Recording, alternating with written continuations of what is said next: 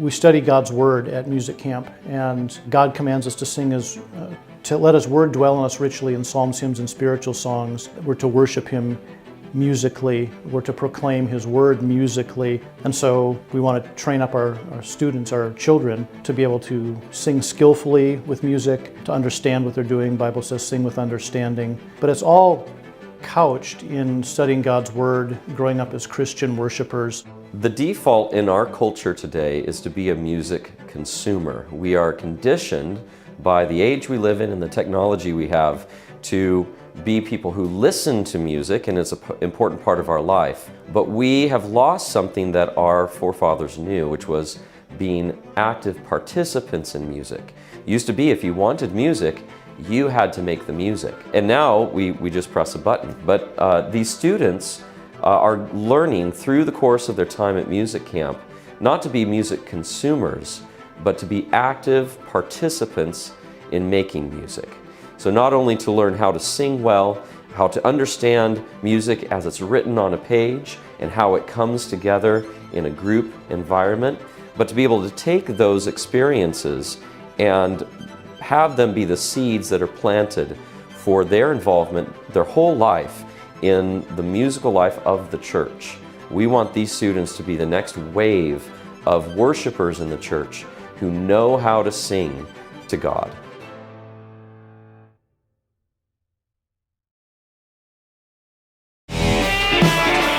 It's Friday! Welcome to Cross Politics on the Fight Laugh Feast Network. Pastor Toby, Chuck Knox, I'm the water boy.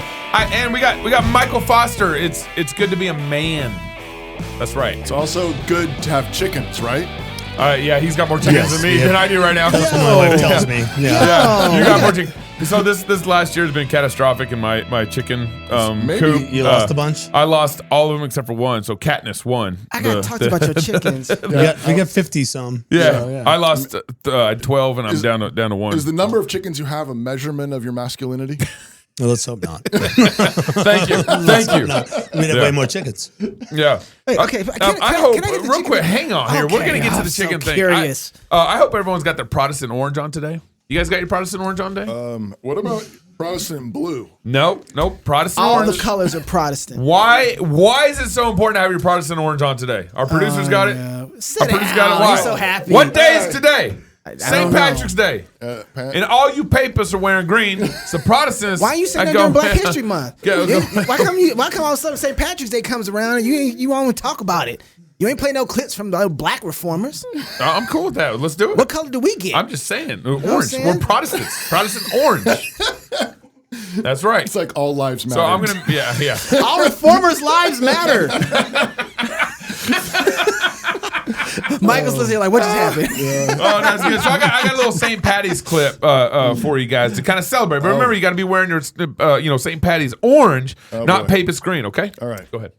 That's a bad analogy, Patrick. You're the worst, Patrick. All right, sorry. The Trinity is like this three-leaf clover here. I'm gonna stop you right there, Patrick. Yeah, hold your horses, Patrick. You're about to confess partialism. Partialism? Yes, partialism, a heresy which asserts that the Father, Son, and Holy Spirit are not distinct persons of the Godhead, but are different parts of God, each composing 1/3 of the divine. And who confesses the heresy of partialism? The first season of the cartoon program Voltron, where 5 robot lion cars merge together to form one giant robot samurai, obviously.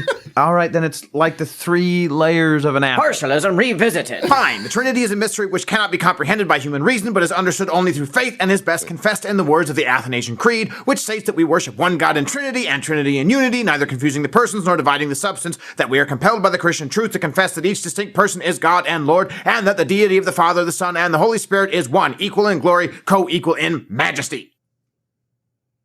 Well, why didn't you just say that, Patrick? Quit beating around the bush, Patrick. Now let's all put on some giant green foam hats, get riotously drunk, and vomit in the Chicago River to celebrate our conversion. Oh my goodness! It's a fun little confusing clip. Okay, I like that. That's good. One thing I did learn about St. Patty, I didn't know this. I figured out that he was a slave.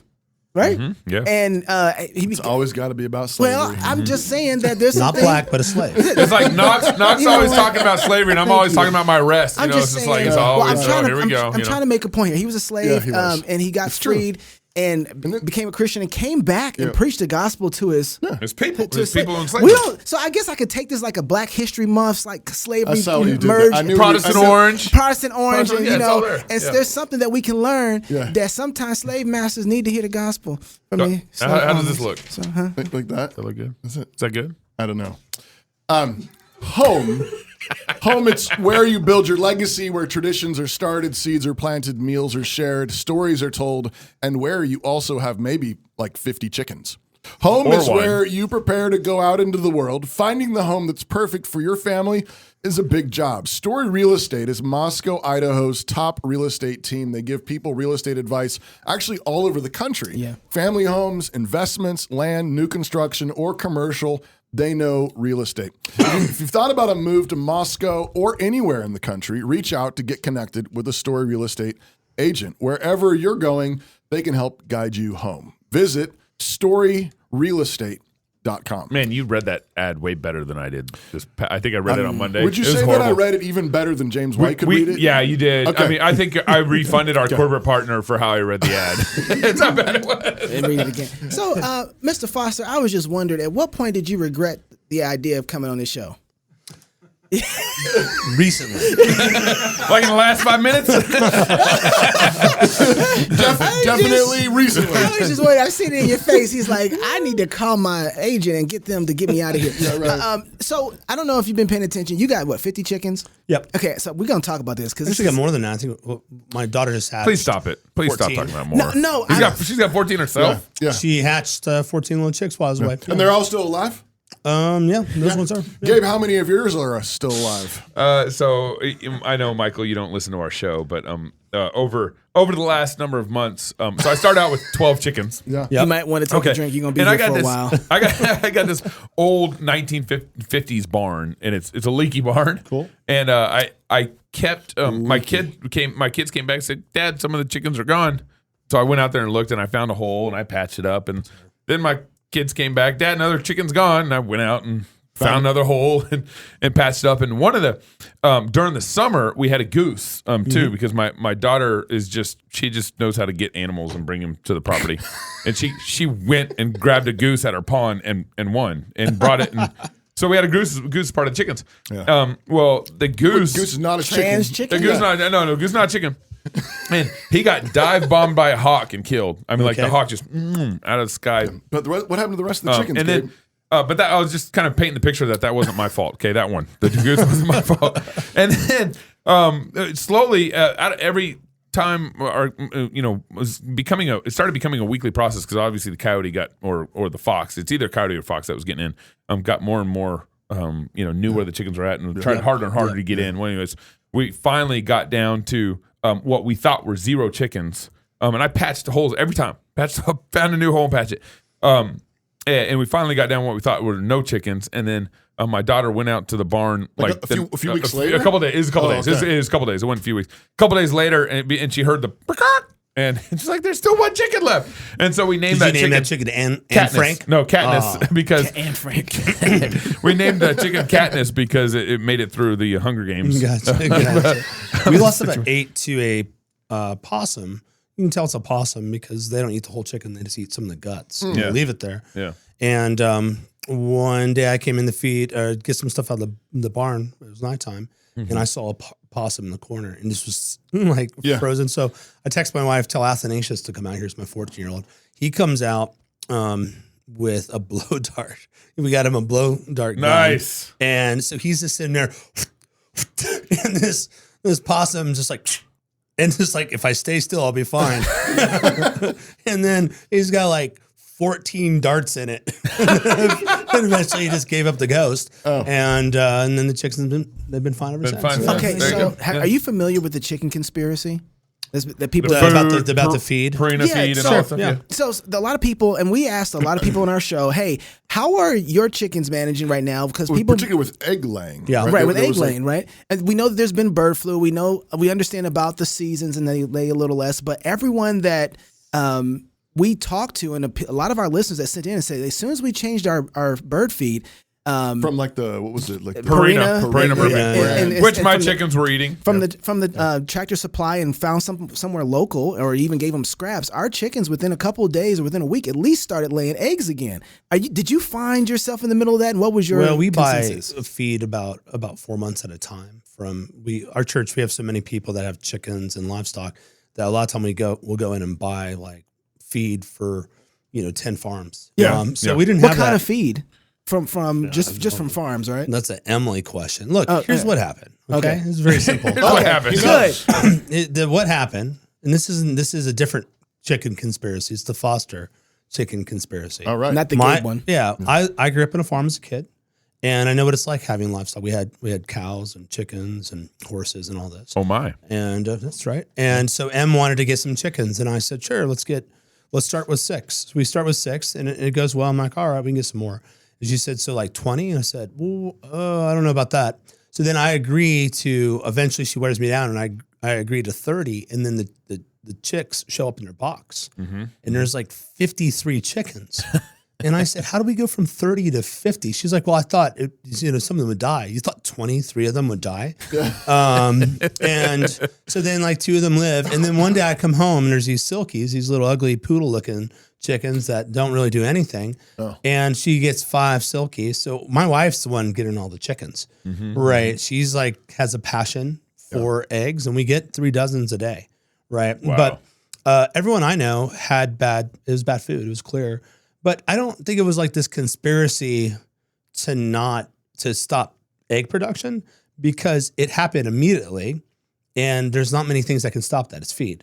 And so when you're in the business of selling feed to an animal that you mostly want eggs from, and your feed stops that, it's a bad business model. Right. It was just clearly a bad batch of food or whatever. Yeah, right. But it was clearly, everyone I know, once they switched feed, it went right back. So people did have a problem. It was a feed. It really was a feed problem. Yeah. There's no way around it. Like I know 10 people at least that had that. So yeah, it was bad feed. We covered it on the show, and we asked our listeners to write in, and we got like, I don't know, hundreds of people responded. Yeah. And apparently a lot of people listened to Cross Politic, watch Cross Politic. They have chickens. They're sitting there with the chicken in their arms as they watch. Yeah.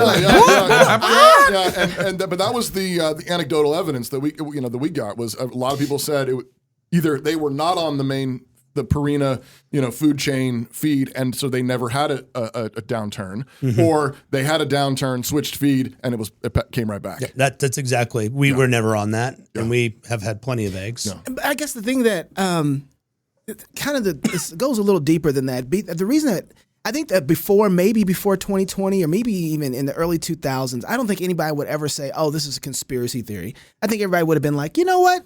The feed guys messed up. They didn't do things right, and so we have a bad feed issue. We'll send them an email." But it seems like in the last years, no one trusts their institutions, whatever they are, that they can actually make honest mistakes anymore without there being some other nefarious reason behind. And so I'm wondering, like, why do you think that our erosion for the trust of institutions has gone so far that the first thing that comes out is it's the food? It's a conspiracy. That's not just that it's a food. It's that they intentionally did it. Like this is a conspiracy. Yeah. People don't understand scale. So everyone's talking about all those chicken plants that are burning down. Like, this is not normal. This is too much. Whatever. Right. First off, it wasn't that many eggs compared to the scale of the egg production in America, which is trillions. It's like amazing amount of eggs. Right. It was a very, like, I don't even know if it was a single percentage loss. Right. So let's just say you shut everything down for a year, you fire your best employees, and you're not maintaining your facilities the normal way you do because you have a shutdown. Yeah. And what would be the shutdown? Like, what would shut us down? Well, the pandemic. Right. Didn't you get arrested during that time? Go ahead. I did. Yeah. So, did you get arrested during Black History Month? He wasn't in the right neighborhoods, but had he been, he was a slave for about 2 hours. It's true. Yeah, so you guys are brothers, just like St. Patty. But Protestant orange. But anyway, I looked at that and I thought, well, I think probably what's happening is these things have not been well maintained. They've lost people or whatever. And those things are known to have fires and trouble, whatever. Yeah. They're kindling. A lot of stuff that can explain this is that it was kind of a secondary symptom of the pandemic. and shutdowns. And so a lot of the supply chain problems we see, all these issues we see, there's not one smoke-filled room of geniuses. There's a lot of smoke-filled rooms of idiots, and some of them try to capitalize on it. And now we're racing. We need order. So what I think it is, here's the truth. I think it's a rejection of sovereignty. So everyone, you need to feel like things are in control, and people that aren't Christians need, if you're black, it's the man, right? It's Homie the Clown. Don't play that, right? Going way back. Yeah. If you're color. If you're white trash, it's the Illuminati. How many white trash people have you ever heard talk about that? Do you remember the YouTube show Zeitgeist? It was a real big show some years ago. They need that, but everyone's looking for some sort of power that's behind everything, controlling everything. Well, there is a power. It's God. God's in control. But I think there's a tendency to project almost a level of deity onto government, which is hilarious, especially for conservatives, because out one side of their mouth, government can't do anything right. Right. On the outside, the other side of their mouth, that's really they good. can like get all this stuff going. And you're like, look, your problem is like you need to back out and just say, look, Joseph, Daniel, Nehemiah, these are our times. God's in control of all things. Yeah, there's messed up things, there's messed up plans, but God works all those things according to his purpose. And so I see it as like, all right, just remember, anchor this all in sovereignty. They can conspire. They conspire against the Son of God, right? And what happens? He laughs at them, right? And so I think that just shows how weak our faith is. So that's interesting because so then now you got the World Economic Forum and you got this whole globalism that's happening. You have the way people are playing Ukraine. So there does seem to be some sort of powers that are operating. Oh, they're trying, right? No doubt about it. So go ahead. Well, there's this. I think it's like 417. I can't remember what year it was, but I think it's 417. So there's all this BC weird or AD? AD. Okay. There's all this crazy writing. Kind of early medieval, right? As you're moving into the medieval period. And they talked about how terrible this year was, like dark and all this stuff, and the crops didn't grow. And everyone just like chalked it up to them having some flourishes in their writing. But it turned out there was like 2 volcanoes that exploded, and it created, basically ash, and it caused the sun not to get through, cooled the temperatures, and it really had intense effects on the geopolitics of Europe that year. A real interesting article. Just kind of Google that, you'll find it. Who could have planned that, right? So everyone says, well, if things keep this way, this is what's going to happen, right? But things don't keep this way. Right. Like they draw this straight line, like all this is predictable. Like take 401ks. I always hear my friends that are like, 401ks are trustworthy. They have the best history. Best history. Like 50 years, man. I'm not saying don't use one. Yeah. But, and there's a world, but that's not history. Like maybe it's us being post-millennial. We just have this tendency to think in larger periods of time. Yeah. But even when we think about church history, we tend to think in hundreds of years at the very least, And so I just think it's the way we approach this is imagining we can follow out trend lines. And the movements, everything that's going on, the number of variables, like is incredible. Right. And so people, even when you're listening to what's that one guy? He's super interesting. The one that thinks China's about to fall. Yeah, Peter Zion. Yeah, so I read his book, and it was kind of like Malcolm Gladwell. Yeah. You read Malcolm Gladwell? Oh, yeah. Oh, yeah. After a while, so like you read 2 Malcolm Gladwell books, you're like, you know what? No more. No more. This is the TED Talk of books. Yeah. Like everything. Okay, some people think that dogs are man's best friend, but what if man is dog's best friend? His whole thing Where did is that voice come from? That was incredible. He's doing our next trailer. Movie trailer? He's doing our next trailer. So the whole thing is a flip. What with Peter Zion, what freaks me out about him is he has no doubt, and he's confident in all his answers. When I saw him, I think on Rogan, and I'm like, I don't buy it. How do you well this and this and this happens? They're drawing these straight lines. And things don't go the way they're ever planned. Right. And so I think like they do from God's perspective, but just a little bit of humility would go a long way. Right. You kill a bunch of babies, which they did in China. There's going to be demographical consequences. And I think he's right. Demographics and geography are huge, right? In America, God's blessed us. We've got oceans and mountains and really good soil in all the right places. Lots of chickens. Right? But it's a blessing, though, too, to have a certain sort of freedom that men work those grounds, right? Yes. You can't just... And the question you ought to raise, so it makes a lot of great points. And then you stop, you think, but So why weren't they flourishing before we got here? Yes. I mean, there were thousands of Native When Americans. okay, so we say they, like who do you mean they? The Native Americans, Them people. the indigenous peoples, they were here Yeah. with this amazing place. Maybe they were flourishing. You ever thought about Building that? civilization. You ever thought they liked it the way they were flourishing over against your way of flourishing? With your little bad blankets and stuff. I'm in a mood today. No, he's guess. something that got him. I guess. Nicely charged. Yeah, man. So then when you look at 2020, I'm sorry, Pastor, were you done? Apparently not. I just steamrolled right through that. And I'm done. Okay. So when you look at 2020 and all the things that happened, it freaked me out in the beginning because I'm like, I don't like the trajectory of where this is going. Absolutely. And it seems way too planned to get to a place where they're forced vaccinating us. I remember feeling that way in end of February before they ever came to the shutdowns. And so when I saw that, I'm like, this has a plan to get us somewhere. And I don't know who's behind this plan and who's orchestrating it, but it's not just us. Everybody is following this format. And I'm like, wait, everybody? All of a sudden? So, you know. Well, I don't think that's 100% true. Okay, sweet. So what Some of them white folks got it right. Well, so who was pushing the vaccine? So if you remember the early days, It was Trump. they're trying to figure they're trying to figure out how to politicize it. Because I remember that because it was like Trump and the conservatives, but they weren't really sure. Yeah. And so I think I would say through March, really. March was this month where people's trying to figure out their angle and their narrative. Yep. They weren't really sure. Liberals and everybody, they were all over the It place. was all over the Yeah. place. And so I can't help but remember that. And I think back to that, like, okay, I think some of this was uncontrolled, some of it was planned, and a lot of it was opportunism. Right. And I think what liberals see that conservatives don't is that they have a killer instinct. So in boxing, one of my favorite boxers, Dominic Gwynn. No one knows who he is. He was an up-and-coming heavyweight champion. Well, he wasn't a champion. He was on his way. He's 21-0 and beautiful boxer, knocks out Michael Grant, a couple other guys. It's going to be a big deal.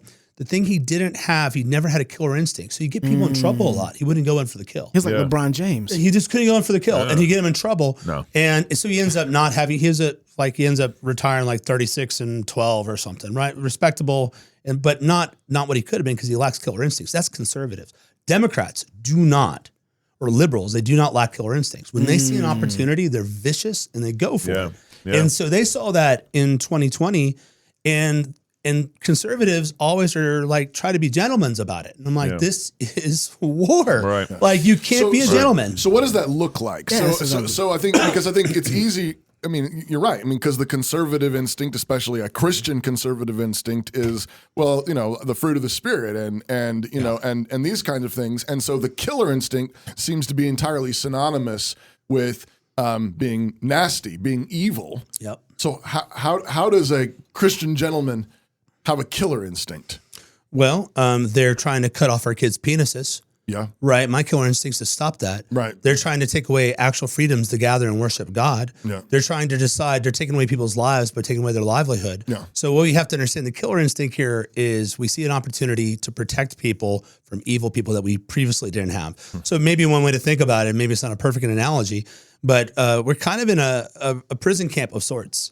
And when we see an opportunity to take back some level of freedom from the guards, that's what I'm talking about. Like And so- slavery. Protestant orange. Protestant orange. Protestant orange. All right. But there's just not there's opportunities to go for it, and they don't go for it.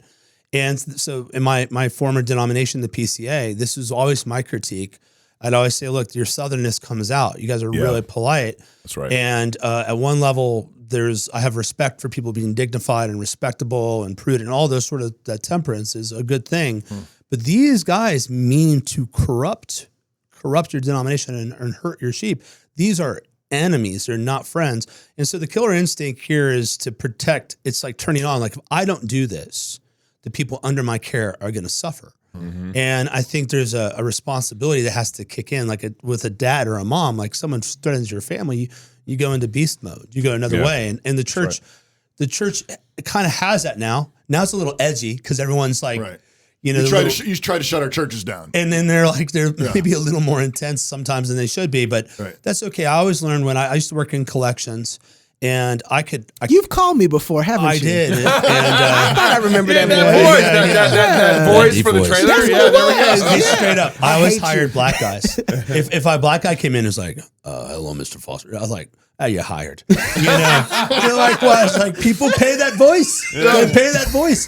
But Hey, he's coming for me. but All right. anyhow, what I noticed is I could always kind of calm a guy down, right, and get him under control. But I always struggled to take a guy who was a nice guy. They're like, look, this person signed a contract and they made a promise. This was for student loans, and we're calling in to collect it. I'm just asking, you're asking them to keep their word and hold them to the terms of their contract. You don't have to be mean about it.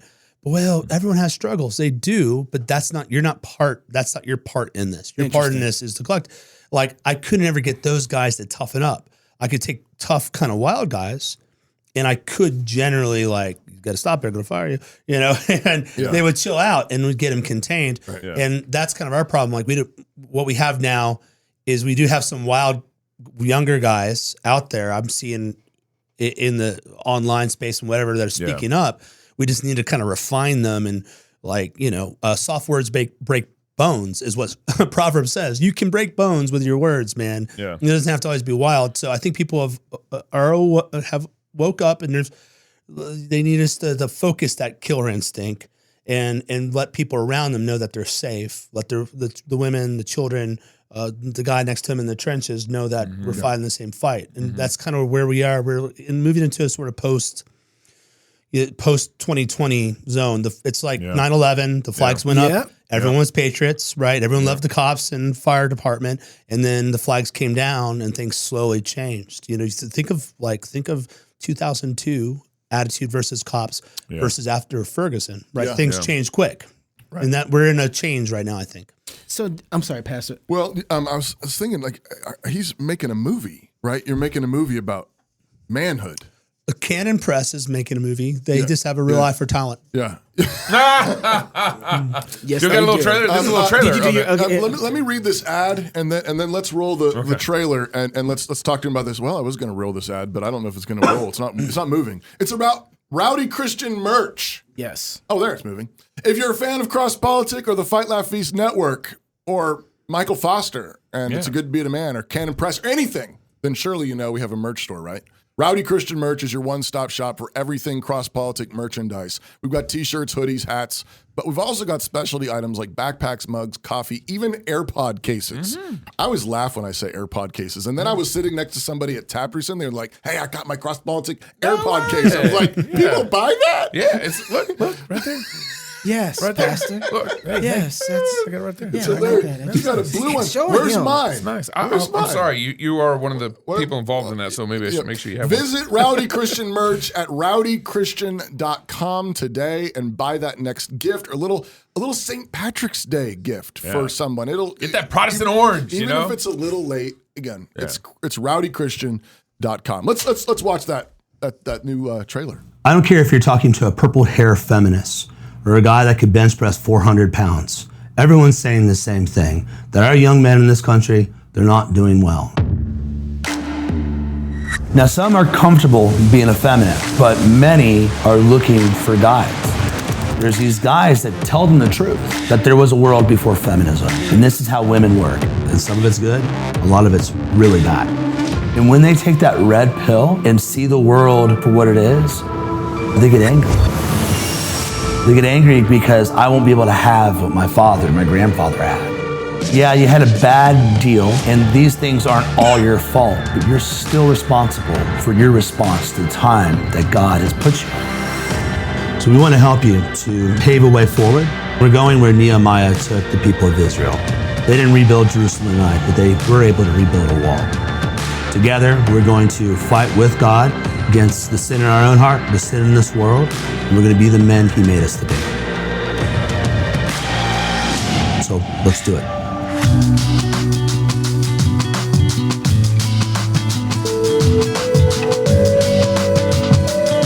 It doesn't matter who you talk to. Sorry, I was going to go a really bad direction. Does everyone do this bad, or is it just me? Was that? Everybody does. All right. So you're gonna finish building Trump's wall? Yeah. Been my goal the whole time, man. That's right. My whole time. You said earlier. Build that wall. Before we started the show, you said this is going to be like, what'd you say? Like The Godfather. Yeah, that's right. It's our generation's Godfather. Yeah, I was. Yeah. So will there be a horse head in somebody's bed? Maybe a chicken head in someone's yard. I think. Already experienced that one. That's a really powerful trailer. They did a great job. Ken and Press did a great job. You know, I wanted to. Then I still am stuck kind of on some of the things you said before about soft man, getting them to kind of become harder and know how to fight. But I'm interested. Maybe we'll get to that question in a minute. I've been watching a lot of guys get red pilled. Mm-hmm. I feel like in a lot of ways we lost a lot of black men to the effeminate culture, the single mom, baby mama culture, and they've kind of come out and rejected that, and it's created another type of masculinity that is not good. Sure, the Kevin Samuels guy. Come on now. They love Kevin That's Samuels. exactly where I'm going. Away, yeah. So and they then don't know how to really love a woman anymore, and they see a woman and all she is just for complete dominion. And I don't mean that in a good way. Right. Not cultivation. And they don't trust her either. They don't trust her. No, absolutely not. With any be. And so, and I'm seeing this. And so, in one sense, I feel like a lot of the black culture has already been captured this way, and the last bastion of uncaptured man is white evangelical men. And I think they're under complete attack right now. But they're getting red pilled, and they're not becoming more masculine. They're becoming like the black man in a lot of ways have become, where they're Kevin Samuels type. Mm-hmm. And my evidence of that is Andrew Tate, right? Who is kind of a parallel to that. And it's like, he's not loving a woman and committing and submitting his sexual desires through covenant to her. Mm-hmm. Instead, he's becoming abusive in another form. And a lot of guys are going that way because they're just rejecting this. And the pendulum is swinging so far that there's no real defining form of masculinity anymore. I saw a guy ask you, how do I love my wife and not be a simp? Yeah. Yeah. And when I saw that, I was like, oh my goodness. I get those messages every day. Yeah, and I'm so glad that you posted that, because I'm seeing that happen on the other side where, like, I'm a man, I don't listen to you. Mm-hmm. And it's like, man, my wife has been some of my best counsel. Sure. But I'm also have been discipling her, and we've been, we have good church, and I can trust her. There's that I needed her. God thought I needed her, and it wasn't good for me to be alone. I'm not simping because I listened to my wife in wise counsel, right? Yeah. So I guess the question is, how do you take things in guys like Andrew Tate, and thankful that they're speaking in a way the church doesn't or hasn't been able to wake up this group of guys. The church isn't red pilling a whole bunch of guys, unfortunately, and it's disappointing. But Andrew Tate is, but then what you get is a deformed man. Mm-hmm. Yeah, so Tate's quite the character. Is this Andrew Tate? It is. Yeah. Maybe we should play. You want to play this clip and then just kind of like, this is what we're talking about? Because I think a lot of, who he is. Let's go ahead and let's play it. There's a large contingent of men out there who don't want to wear makeup, who don't want to be girls, who don't want to be told they're toxic because they want to go to the gym, who want to drive nice cars, who want to have money, who want to have hot chicks. And there's nothing wrong with us. We are not evil. We are not bad. We're not misogynistic. We're not out to hurt anybody. Let me tell you one more thing. When bad things happen, they call men like us, the feminists who hate us and call us toxic. The second they have trouble, they'll call a police officer. Do you think they want a feminist male to turn up or a man like me and you? They need us and they use us. But the second we have an opinion, the second I decide to voice and talk about the things that we talk about, explain our points of view, they want to cancel us. They don't want us to speak. They just want us to defend them, build the railroads, build the roads, be the workhorses, be the slaves, and they think we're not allowed our point of view. Well, they made a fucking mistake. Okay, man. Wow. He's usually not that intense. So he's a kickboxing champion. His father was a chess champion, a grandmaster. Interesting. And he's a kickboxing champion. Was on Big Brother some years ago. Got kicked off for some controversy.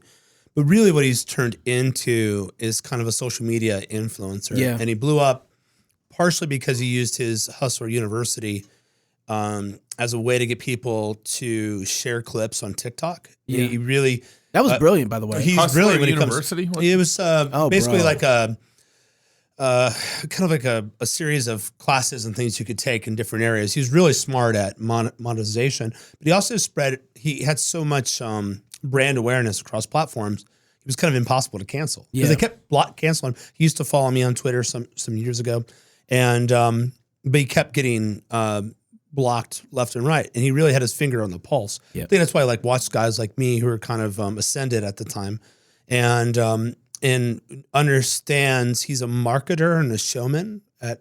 And I actually, he and I have quite a few mutual friends. Everyone that I know that knows him to actually be a really sweet, polite, and respectful guy, even with the women. And but he plays to the camera, and he converted to Islam. Yeah, he's drinking. So what was that all about? I think really bad Muslim. Yeah, I think it was really a marketing ploy to stay relevant, to keep in the news. Then he has cancer, and then he says, "I don't have cancer," while he was in jail. I do think, from what I understand of the case, I haven't done a total deep dive, but it does seem like a sham case that they've got him in jail for. Oh, yeah, targeting him. Yeah, and what's he charged with? I haven't even kept up with it was initially it was like human trafficking, but they dropped those charges now. Yeah, and now it's like some sort of secondary charge. And they're probably not going to stick him on that. And if he takes it, he'll just do it to get out. Yeah. Because so why are they doing that? Well, to some degree, he is destabilizing things because basically, feminism has failed. It was doomed to fail. Yeah. Anything that goes against God's design is doomed to fail. So when I say things like patriarchy is inevitable, it doesn't mean there isn't a temporary repression of that. It'll it's like water. It'll find its ground, right? Or whack-a-mole. You can't stop this. So what I think is happening is there's a generation saying this is bad, and they're recognizing it's bad, but they don't really understand what is good. Right. They don't understand positive masculinity. Yeah. And there's guys like Rollo Tomasi who writes books like The Rational Male, and some of that stuff was relatively positive. It's crass in a lot of areas, and I wouldn't recommend the book, especially to young men. I think discerning pastors might be able to, pick out the corn from the pile. But with subtle. Chicken corn. That's great. That's great. I'm writing that down. Anyway, I immediately think of, but moving back to Tate, I think Tate has red-pilled 8-year-olds to 16-year-olds across America. Wow. And people say, "Oh, not my kids." Like, "Oh yeah, if your kids well, my kids don't even have screens. Do they have friends who have screens?" Like, they do. And so I had a youth gathering at my church just like a month or two ago, and I was teaching on evangelism, I think. Anyway, I asked them how many of them knew who Andrew Tate was. And at first, none of them respond. Then I say, "Mom and Dad, leave the room real quick." And then they all kind of do that and raise their hand. Yep. And I remember my son, Hudson and Athanasius, my two older boys. I said, "You guys know who Andrew Tate is? You know who Cobra Tate is?" And Hudson was like, "Sure, Dad." And I was like, "Really?" And because that was just as he was blowing up online. Right. But he is physically fit. He's confident. He's a fighter. He does have beautiful women around him. Yep. He has wealth from somewhere. Some of it could be from the cam girls that he was running. Some of it could be from more illicit or even more illicit sources. But he has cam girls he was running. Cam girls, porn girls. Yeah. Well, what I would say, one of my critique I would make of Andrew Tate within his own worldview, to kind of go Schaefer and blow up the worldview, you're against beta males. Yeah. But then you've set up a system where you profit off them, right? You are a parasite, right? And that's what I call Tate kind of an honest grifter. Like he is what he is. Like you look at Hustler University, it's really in your face. Yeah. But so the benefit of Tate is young boys don't want to just play video games and look at porn anymore. Right. And that's our baseline. Even though he's feeding him some of that? Well, with the porn? Yeah. Well, but he would say that's a weak man does that. Even though, and that's. But even though he has a business model that feeds some of that. Christians are consistent, non-Christians aren't. Christians can be consistent, non-Christians can't be. I didn't know about the cam thing. Don't forget there's also a hierarchy, right? And he has no problem being the person at the top of the hierarchy. That's right. Yeah. Well, he's probably like some of these guys who think it's okay for the kings to have a harem. Right. You know, you when in the space you'll get, it's always guys talking about polygamy. Like, what's your views on polygamy? My view is one woman's enough. How many women you got? He's like, I'm not married yet. And I was like, try one wife. Right. Try one wife. See how you really want to add two to this? You know, you think you can do that? But I think he is clearly a worldly masculinity, but there are things that appeal to men that are good desires. One is to have influence, right? Influence is way better than fame.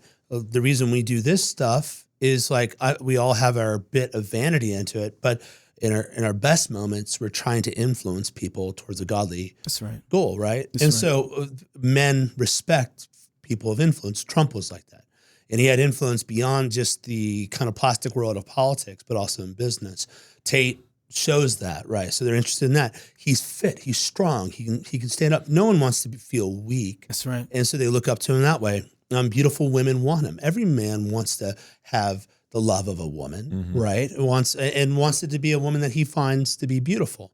So he has a lot of those things that captivate young men, but he has a nihilistic worldview, hedonism, and it borrows from Christianity because he will champion traditional values at times. Absolutely, right? He will do that, and he's actually become a little more wholesome over the last 6 months or so. I think because he's just wise. He's recognizing he's making himself a sitting duck with those little catches. Like people will see, look how bad he is. But then he starts feeding people other things. So it's a really confusing sort of thing. And little boys, like, I remember someone said to me, you can't trust Mormons. They believe Jesus died on a stake, right? And so then I asked my Mormon friend, you guys believe Jesus died on a stake? They're like, no, he died on a cross. Well, they had confused Mormons with Jehovah's Witnesses, right? And so you'll hear people make these criticisms, but they don't really know what they're talking about. And then when that person says, I never said that, I can't trust the source now. They can't trust the source. So like actually being able to get in and take these guys apart. But for some people, the grossness of their language, the grossness of aspects of their life is enough to forbid people. It's not for young men. Yeah, that's right. Young men are willing to dive in and figure this out because they're desperate to be a man, desperate to have those things, and they're willing to get a little dirty. So, and then having some mom tell you, oh, he's a dirty guy or whatever, that's just not gonna stop a lot of men for very long, especially as they have more access to media that's not as controlled. And look, you can't, we protect our kids and we edge them into the world so they can fight, right? We don't throw them right into it. But at some point they have to be able to interact with these ideas. And so part of what we did, and it's good to be a man, and Tate wasn't what then, when we started the book, that he is now, but try to create say, okay, what are they appealing to? Yeah. What does scripture say, right? And it's not like this, I sometimes think Protestants believe that the devil created sexual drive. You know, it's like, no, lust is a disordered desire. The desire in itself, though, does come from design, and it needs to be reordered. Just like guys like Bavinck are super helpful, and those Dutch guys thought through that stuff pretty well. And that's what we have to start saying. Like, no, you want to have lots of sex? Yeah, you do it with one woman, not with lots of women. That'll destroy you. Yeah. It'll empty you from the inside. You'll be full of shame. You'll have no legacy. Your whole legacy will be shameful. You don't want that, son. Right. You want power? Good. Right. But is it power of destruction? Maybe our enemies, but a man's known by what he leaves, his house that he built, the fence that he built. You go to some old farm and you feel this fence and your grandfather put it up. Me and my grandfather put a fence up when I was a little boy. I took my wife while we were dating to visit that farm. And I just remember touching those posts. We drove that into the ground. Yeah. We did that together, right? Men are known for what they build, and that takes strength, right?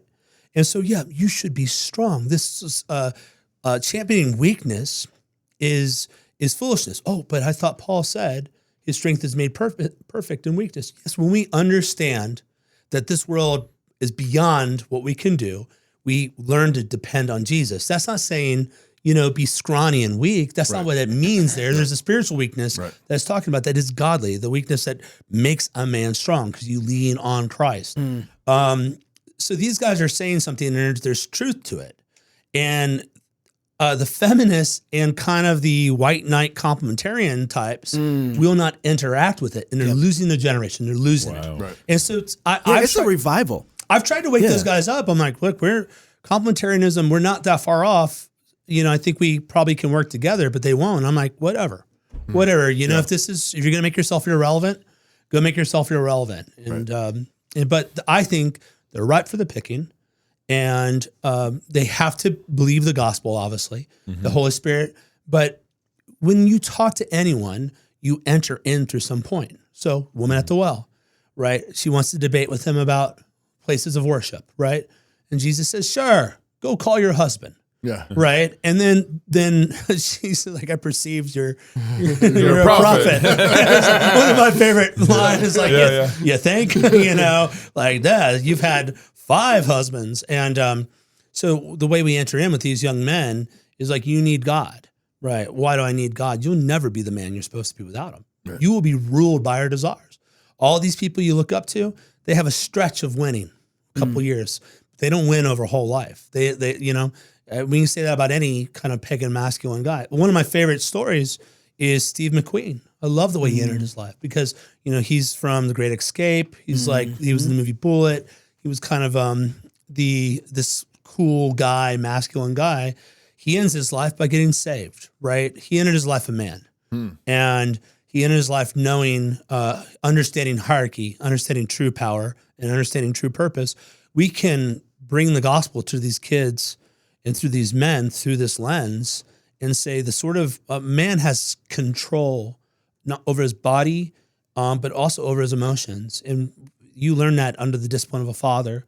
And as you look out right now, these guys online, you see this online. That's a sample of the population that's willing to act like idiots online. So you always got to remember it's just a sample. It's not the whole. Right. Like those guys, like type. Right? Like they're like, you know what a paragraph break is. It makes me want to read what you're writing. Okay, this is a huge block of text, and the guys that claim to be masculine, right?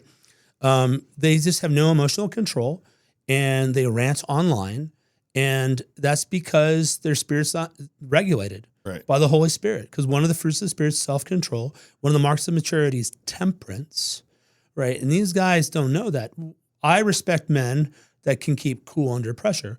I've thought about this a lot with Doug and just other guys. Generally, a prophet, what you need in a prophet's like Charlton Heston when he plays John the Baptist. Repent! He's like screaming. It's real intense. But in an age where there is no emotional restraint and people are controlled and there's the emotion, it's like fire everywhere. Oh, that's good. Right? A man who's steady that can enter in, he regulates that, right? A father comes in, mom's freaking out, the kids are acting the fool. Dad doesn't just start screaming. That's fire on fire. Dad comes in, it's like, darling, I got this. Why don't you just go take a walk or go down? I'm like, you, come here. And immediately starts regulating. That's what we need. And these older men could do that, but they talk down to these young men. They talk down to them. Give me an example of that. Like, what do you mean when they talk down to them? You just need to go to school and get a job and get married. You think they didn't try that at some level? Like, student loans made tuition explode. So basically you get about $44,000 in loans from the government. When the university was like, we can get $44,000 out of these people. You think the tuition is going to stay low? The reason tuition has exploded over the last 20 years is because they know that. So student loans drove the cost of schools up, right? So, and then everyone started to get it bachelor's, and because of grade inflation, because they want to look good, a 4.0 is not a 4.0 anymore. It's like a 3.5 or whatever. It's maybe lower. So now the quality of the education is not the same. The quality of the training is not the same. And the ROI on this huge investment of $40,000 to $150,000 at prime time in your life is not what it once was. Then this generation has gone through 2 major recessions. And it used to be during a really good time in our country where you could buy a house, own a car, and get married in the early years of your 20s. That's right. That's not easy to do right now. I'm not saying it can't be done, but I just worked through the summer. That's how I paid off. Like, dude, that's my books, right? My books are like $1,500 a semester. summer work. What are you talking about? Yeah. You know, and so they don't know that the world's changed rapidly, and sometimes they talk down or imagine what it's like. I mean, these kids have grown up. Like we're all old enough here. There was times where if you even wanted porn, there's no way you can get it. Where are you going to get it from? Like, you know, maybe it's under your dad's bed or in your uncle's closet or something. But it's even then, it wasn't easy, and and there was fear of being caught. Yeah. Well, now it's just on phones. We got kids that have grown up their entire life seeing on social media, radical porn. I mean, like really intense stuff, and they don't know how to react to people because everything's mediated by screens. And so now we look at guys, they don't know how to talk to people or do eye contact or whatever. Well, of course not. Everything's been through a screen the last couple of years. They grew up with parents that this is our generation's failure. We were the first ones to get screens. Yeah. Many of us sat in the toilet, like the lid down, as our kids were in the tub washing, and we type, early day, you know, probably Farmville on Facebook or something. Why are kids in there? Just a few years before that, you like playing with the ducky, you're playing with the kid, you're talking to them, right? But now a generation grew up where the parents don't pay attention, and then everything's through screens and TikTok, everything's performative, everything's fake, and you can edit everything, put filters on it. Right? They don't understand. Yeah, nothing's real. Yeah, they don't understand how to. Guys, I hate these things. Yeah, I keep doing it. I just want you to know I'm trying here, and you're fine. We're not playing any more clips. If you want to take them out, you can. No, it's all good. Yeah. But I think that the other generation didn't have that, so it's out of ignorance sometimes that they talk down and say, well, why aren't you like this? And why aren't girls like... They don't understand that the sexual sin that was common amongst men 15 to 30 years ago now is common among women. That's right. The women are as bad as the men. That's right. And so it used to be like, so you're saying men aren't bad. No, they are. But my read on it at this moment would be that women actually have probably more partners than men do, because men, there's a inherent laziness to men. Like, I think it's because so much of our, when we're redeemed, we have to work. We know we're made to work. That's what we do. We move stuff. We're hard workers. So men, out of their laziness, will just go to porn. Where women, out of their desire instead of actually going finding a woman to sleep with. Yeah, I think so. And I think women, out of their desire to have emotional connection or whatever, want an actual person. Not that well, that's even changing now too, though. It's getting crazier. Like, how bad can we get? Well, because I think women know that men are so addicted to porn, then they know that it's really easy for them to access the man. Yep, that's true. It's not hard to get to a man anymore, right? And then they know from the engagement of themselves with porn exactly what the relationship status is going to be when they do certain things. Yep. They know that, and so me and my wife have talked about this. It's amazing to me how many women are really engaged in pornography. It's almost more than men in a lot of ways. It's exploded. And it's really under the table that they do it. It's at my wife, I can't even talk about some of the companies she was at. And the pornography in the back channels for girls and women was outrageous. Wow. It's a kind of a dirty little secret that women are engaged almost more in pornography and enjoying it in ways that a generation ago, in our generation, it was a guy thing. Yeah. Now it's not the same. Women are in their early sexual experiences, the first couple times they have intercourse, are getting choked more and more. And the reason that's happening is because both men and women watch pornography, and because of the corruption of BDSM, men think that's what women want. Yeah. Most guys don't want to choke chicks. That's actually more of a female thing because they like to see dominance, right? It wasn't 54 million that bought 54 million guys that bought 50 Shades of Grey. Yeah. Right. It was women. And that's a twisting too, but that's like, okay, think about that. Think of the people who were counseling. They've been watching hardcore stuff since single digits. They had illicit relationships where the sex was corrupted by violence and other perversions. The world's telling them that masculinity is toxic. It probably feels pretty toxic when they look back on it, right? Yeah. So we're like in a really crazy time. And so for this generation that grew up, they had their own form of fornication and all that stuff. You know, there's nothing's new under the sun, but there are different concentrations of problems and times. I don't think they fully get what's upon us. There's things that's about to come and hit the church. So the one that's going to hit two things. Tons of angry men that's not going to check out the church, and tons of old spinster women that listen to Gospel Coalition nonsense and put off getting married through their 30s. Now they're in the 40s and 50s. And this has been a problem throughout church history. 1 Timothy 5, right? You're called to the extended family needs to take care of the widows because the church can only take care of so many, and it becomes a burden. Also, the Acts thing. What happens when we lie to women? Because women are getting it hard. Like women have to be not just a mom and a wife, but also a doctor. Right? They got to do. They have to have it all somehow, and that's why they're all drinking. They're self-nutso, and that's why they're all taking all these pills. I don't know if you guys saw. That there's something on, there's a trend on TikTok that I saw that basically, I guess Adderall or whatever there's been a shortage on it. So these girls, they're like the meth's not hitting like it used to. Yeah. So the amount of women on drugs right now is mind boggling, young women. And I think it's because they're under so much pressure to live in a way that against their design. Right. Yeah. But yeah, these are the situations that we're dealing with. Right. And I don't think a lot of people get it, and it sounds like Chicken Little stuff to them, kind of, right? When you're saying it, like foreign. Well, just like you're overselling it. Mm-hmm. And I've heard people say criticize me as alarmist. So I'm like, well, let's find out. Let's find out what are you going to do in a church? Like, okay, I've ministered to old people, and old women like can't get enough of someone being around them when they don't have a husband or anymore, and the kids are away. They're just desperate for human connection, and you pour into them, and it's like dry sand. Like it'll take as much water as you can give it. And imagine a church bogged down with 100 of those, right? It's like, will we love them? We will, but it is always, that's a burden. It's hard to do, and you guys created it. You white knights, you like took these compliant women, said, go be a missionary, go do all this stuff. You can have kids later. Never mind biology and reality. Right. And they followed them. And now where are those guys at? Right. Are they going to be there to take care of these women in their 50s, 60s, and 70s? Of course they're not. That's what family's for.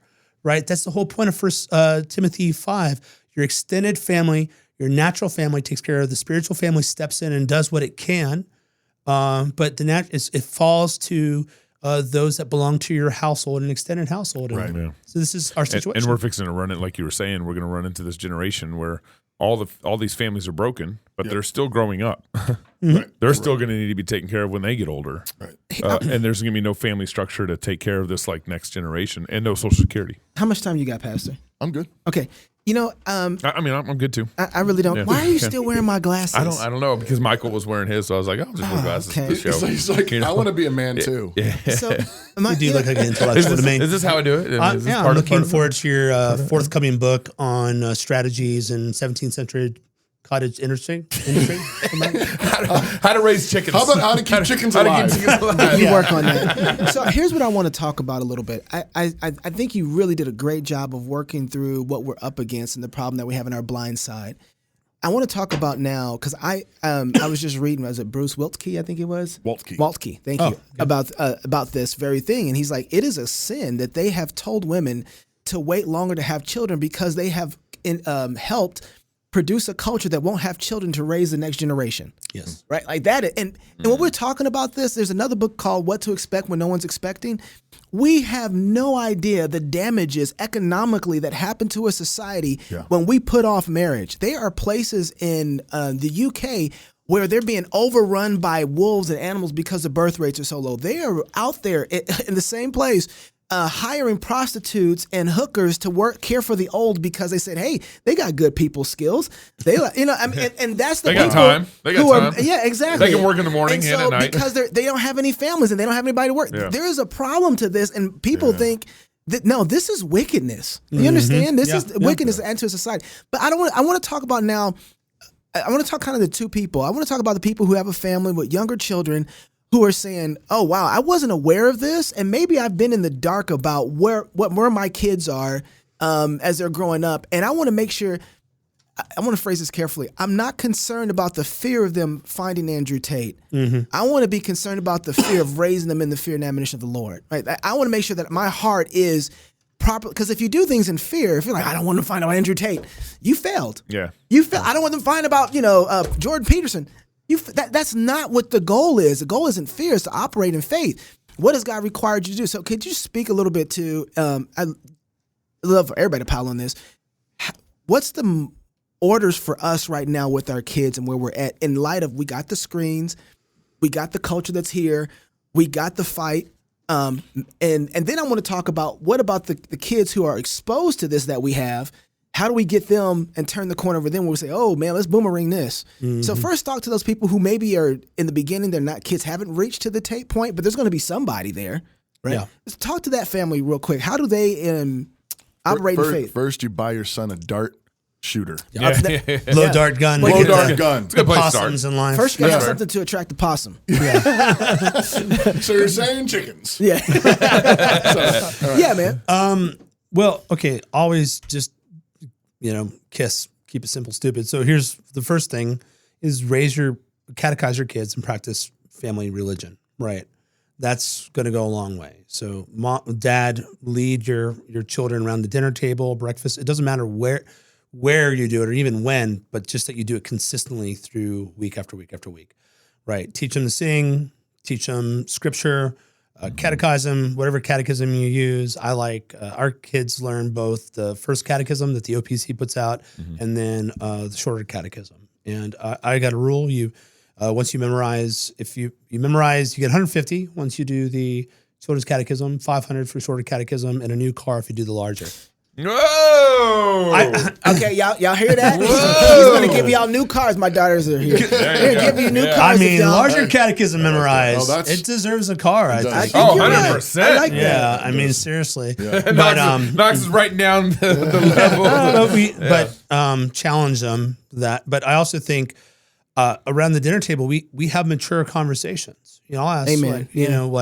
But so I had the benefit of growing up with kind of the greatest generation. My grandmother was survived World War II and then immigrated here, and then my grandfather that she married, remarried, who's my functional grandfather, was quite much like 20 years older than her. Okay. So he was a whole nother generation.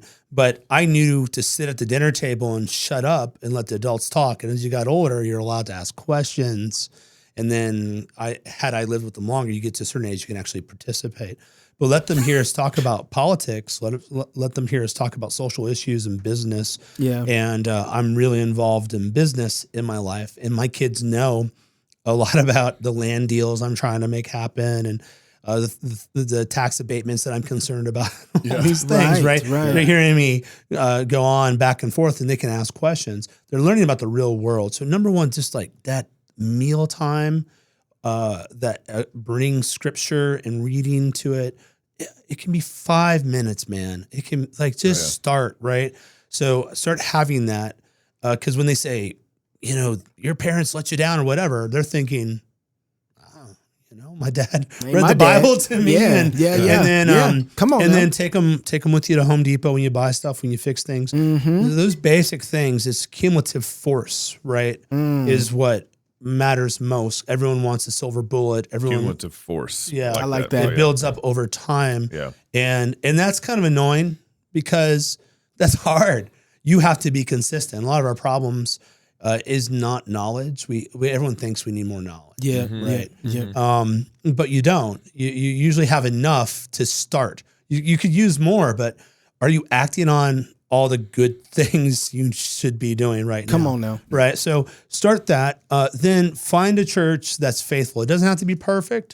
It doesn't have to tick all your boxes, but it needs to preach grace and repentance, work through the word of God, have a value the sacraments, value worship, right? Let your kids have access to the pastors there, whatever. Find that. Either join one and reform it, move and join one, or plant and help start a new one. You have to do it, though. Those two factors is why we're in this situation. Come on. It's the failure. Yeah. It's the breakdown of the family, the breakdown of the church. That's right. So I always remind people the way we lost the culture war had nothing to do with guns. No one pointed a gun at our head. We gave it over, right? Right. The other thing is those. Okay. Sorry, that's all right. You can preach that. The other thing we need to do. Have you ever heard that when you preached? In my head sometimes. I heard an organ. I love it. Can I get an amen? Right here. In my head sometimes. I'm going to remember that. Sometimes they'll get there and say thank you. And you're like, what? I didn't say anything. Is that organ, right? In my mind, I heard someone preach. Come on, preach. But I think the other thing we really need, and this is one of the good things, one of the best things about Moscow, right? There's faithful churches in a lot of places. Like God is not mocked. God has blessed the faithful efforts of many other pastors, many who we don't even know their name. That's just good men. That's right. So that's everywhere. But one thing that's a little unique here is that this is a center of Christian media, right? So between you guys, Cross Politics, some of the other ventures here, Roman Roads, these guys are producing curriculum, there's stories, movies, books, poems. This is a center of education, documentary. Like it's good to be man, coming out soon. It's going to change your life.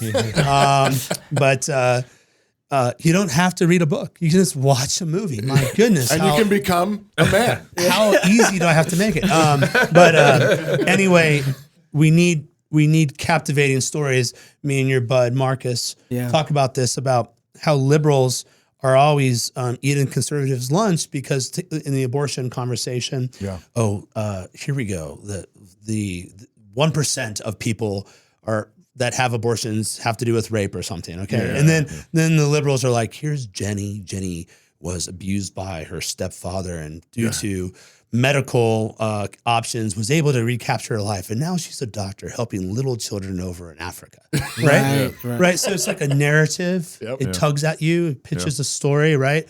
And conservatives are like, numbers, math. Right. And which one's more compelling? Well, conservatives are losers. And they say, oh, that's mean. Well, look around. You winning? This is what winning looks like with the whole white superiority. I've met a few of those guys. I say, so this is what superiority looks like, eh? This is supremacy right here. Oh my gosh, I'm impressed. I ain't saying nothing. We need stories and songs and poems, some that we can reach back and grab that are evergreen, will always be great and people should know. But we also need things that are in the rhetoric of the day, that engages with the struggle of the day, and help those kids think through it. I don't really have a problem with my kids watching. All my kids hate Marvel now. They hate it. Yeah, my kids are about there now, and they don't think this next phase is going to work at all. They do not like it. I didn't watch. Thor and asked my son, "How was it?" He was like, "Oh, it was so gay." Like one of my kids. But I said, "Why? Why was it gay?" And so we talked about it, and basically what they did is they just took Thor and made him a bumbling idiot that can't get anything right. And there's nothing heroic about it. And then you see some of these films, like I actually saw this Indian film called RRR. I actually could take a risk here. It's a little violent in spots, but I do recommend that movie. Okay. RRR. Yeah, RRR. The letters? Rise, Revolt, and Rise, Riot, and Revolt or something. It's this Indian film. Carter, you see it? They're killing it right there. Carter's seen it. It's a fantastic movie. What's captivating about it to me is there's two male protagonists that are good, and that's it. And they love each other, and they have brotherhood, and it's strength, and they're fighting evil. And guess what? It's just evil because they complain because the British are depicted as like crazy, goofy evil. So just to remove the politics out for a moment, isn't it nice to have bad guys? They're just bad. Right. Because some bad guys, they don't actually have a heart of gold and they're misunderstood. Right. They have a black heart and they love their sin. So I'm watching this and I'm thinking, why am I so refreshed? Right. And then I saw Avatar, Way of Water. It went on forever, man. It's just, I thought it would never end. And then, but I was bored. It was pretty boring. He really likes alien whales. But, but what I took away from that is like, it was funny. There's nothing gay in it. And it more or less had intact family structures. And it was like, that was just refreshing. So introducing people back to media, the culture, it's culturability. We have to do that. And we have to interact with the ideas. Like I asked my kids, like, what do you like about Avatar? What do you not like? Have these conversations. What do you like about Tate? What's likable? I just like his attitude. What do you like about his attitude? I don't know. I like his confidence. Yeah, it's good, right? I wonder how real it is. When no one stood with me, but the Lord stood with me, right? Paul before Nero. And I think having these conversations, but just making it forbidden and shaming them for every little form is not going to be good. That's where we start. So household, right? Around the table, church, get them involved. Tell them they're not the church of tomorrow, they're church of today, right now. Get them reading good books, classical books that are awesome, and new books that are cutting edge, like It's Good to Be a Man from Canon. I heard about that book. And It's gonna be good. I got to run now, so Okay. we got to wrap up. But Okay. I want to make sure you get your county by before country plug in. When yeah, is you got a it? What's conference going on? coming, right, What's, right. what's happening? yes, I love August- that title, County Before Country. It's so I good. love that. Yeah, great it's, work. It's going to be August 31st. That's a Thursday through Saturday. September 2nd. This year we're having. It's Labor Day weekend, basically. Yeah, it is. Or- Yeah, okay, yeah. okay, And we're gonna have a singles mixer event with dancing, and it'll be really fun. So all you autistic reform guys, like, you should probably. Is that Oh, a man. large demographic? Oh, It that's is a relatively large demographic. That's great. Work on your skills, girls. I'm trying. And Trying to help you all, We'll you know. have Ben and Rebecca out there. Marcos, yeah. So this year's topic is planting churches, starting schools, and making homes. So it'll be myself, Garrett Craw, Yeah. who's a Texan. CRC pastor. He's a Texan now. He is. Yeah. He's a Lone Star State guy. But then my friend Michael Clary, some other Aaron Wren will be back. Always like Aaron Wren's that like lovable contrarian. Like you just know he's going to say something. He likes making people mad. Yeah. And those are my sort of people. Yeah. Hey, Well, man, appreciate having you yeah, here. I seriously, really did. yeah. That was Yeah. great. Thanks, guys. Appreciate your work and keep it up. Thank you. Yeah, I really God bless. appreciate it. Yeah. Yeah, And thank since you. you've been preaching, I'm gonna close out with this. If you're single, get married. If you're married, have you some kids. And if you have you some kids, Come on. go baptize them. Until Come on. Monday, love God with all your heart, soul, mind, and strength. Love your neighbor as yourself. Go fight, laugh, and feast. This is Cross Politics. Glory. I was kind of hoping you were going to let Michael do that in his voice. Go ahead. Looking for a job isn't easy.